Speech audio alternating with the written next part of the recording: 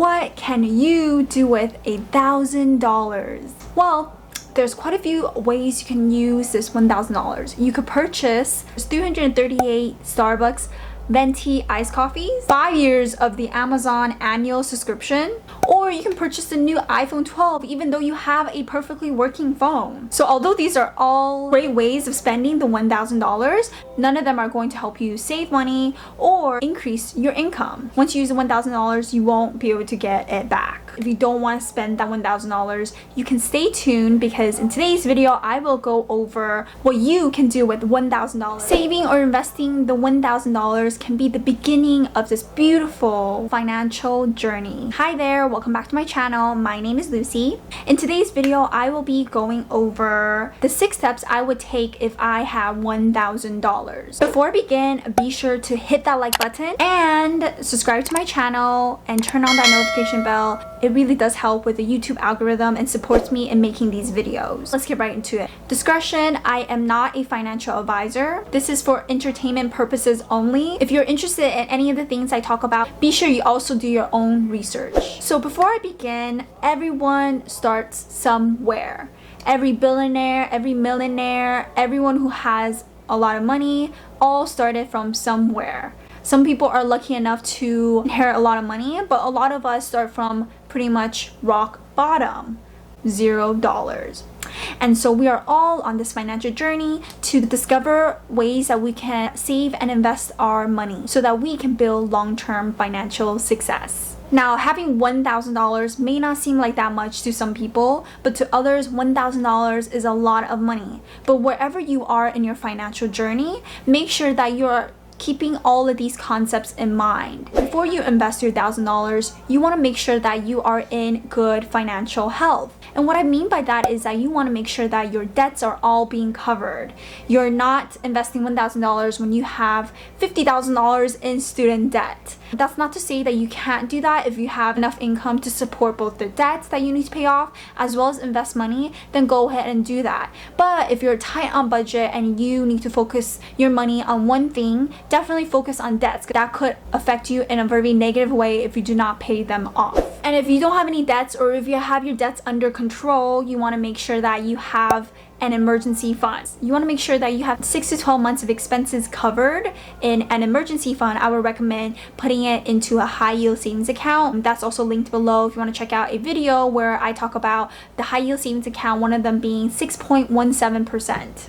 Now, the emergency fund is important because you want to make sure you have savings for those rainy days. If you lose your job, or if something happens to you, you want to make sure you can cover those monthly expenses with your savings. Now, once you have your debts under control and you have your emergency fund covered and you still have $1,000 left, you can follow step 2, building more income. So let's say that you don't have a job and you only have this $1,000. Now try to find ways that you can make more money with this $1,000. So whether that be finding an actual job or finding a side hustle, you may have to have some initial startup costs to be able to get there, but having an income producing skill can go a long way. You don't want to just end off with $1,000. You want to make sure that you can earn $1,000 every month, or $5,000 every month, or $10,000 every month. If you want to invest in the long run, you want to make sure that you can grow your income and also grow your investments at the same time. So for example, if you don't have a job, maybe find a job in an industry that you may be interested in, or if you already have a job and you want to earn extra cash,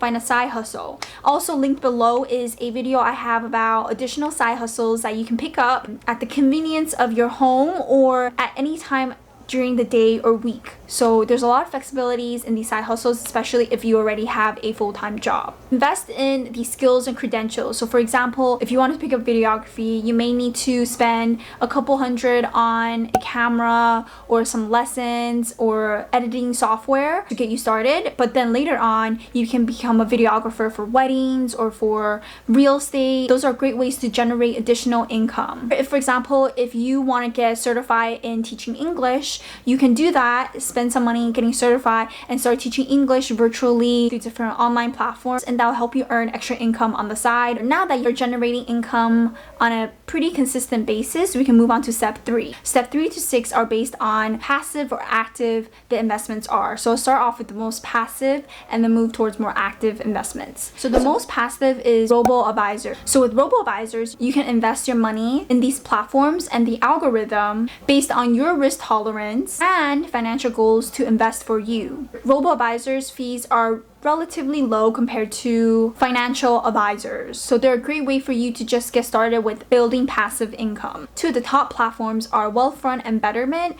and also down below I have a link to another video where I talk about both of them and which one will be a better option for you. Before I move to the next part, be sure you hit the like button and leave in a comment below on how you would spend, save, or invest your $1,000. Now that you have the robo-advisors down and you want to invest in something else, I would recommend looking into ETFs, which stands for exchange traded funds. So many mutual funds and index funds require a minimum investment of $1,000. So unless you want to put your eggs in one mutual fund or one index fund, looking into ETFs is a great option. ETFs are a kind of index fund which has features that make them a great choice for small dollar investors. But one thing to consider is the expense ratio, which is a percentage of your investment that goes towards the fund's operating expenses. With ETFs, it's usually on a lower spectrum compared to other index funds. So now that you got the passive income with robo investors and you have some ETFs in your portfolio and you still have that $1,000, you can start looking into purchasing stock. I would recommend looking into Webull to make your stock purchases. Right now we have a promo. You can get up to 3 free stocks on Webull. The first stock would be if you sign up, 2 free stocks once you deposit up to $100 into the account. Link is in our bio. It's limited time, so go check it out now. When you look into purchasing stocks, I would recommend really doing your research because stocks can be a lot riskier than ETFs just because you're buying ownership into one company. You want to make sure you're doing your due diligence by figuring out if this is a company you really want to invest in. Some companies do offer dividends, which means that if the company profits, they will pass on the profits to the shareholders. If you are a shareholder, you will most likely receive a portion of the dividends. There's 2 ways you can make money with stocks. Capital gain. So if, for example, you bought the stock at $100, now prices increased to $105, which means that you profited $5. Another way is dividends. So for example, if a company pays out dividends of 2%, then on an investment of $1,000, you'll receive $20 in dividends payout every year, which is pretty much passive income here because you're not doing anything to get the dividends payout. If you're interested in stock picking, make sure it's a brand that you trust and you care about, or even brands that you actually use day to day. And make sure to do your own research on which stock to invest in because like I said before, it's a lot riskier than ETFs. So you want to make sure that you are investing in a company that you care about or in a company that you believe will grow in the long run. Now let's say that you have your passive income going, you have some ETFs, and you also have some stocks. Now what do you do with $1,000? Well, the next thing to do is invest in alternative investments. These include real estate, crowdfunding. I wouldn't consider purchasing a whole house if you don't have the money, but $1,000 you can start investing in real estate investment trusts, REITs, which means that you buy a portion stake into an investment property. Other alternatives you can invest in include investing in startups. So if you believe in a company and you want to take stake into the company before it goes big, you can definitely also look into that.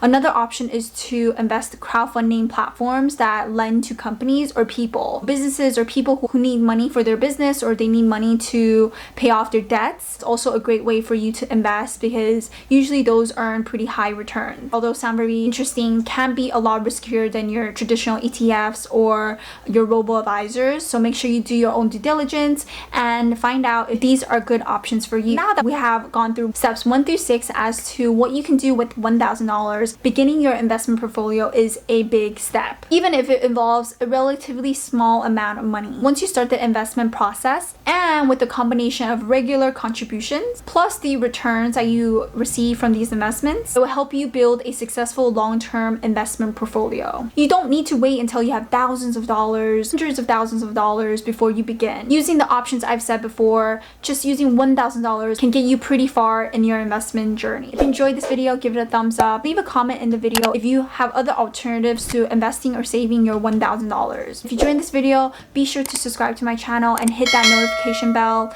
I do post videos every week about personal finance and investing. And if you want to learn more about additional side hustles you can pick up to earn extra income, check out this video where I talk about different unique side hustles that you can pick up today.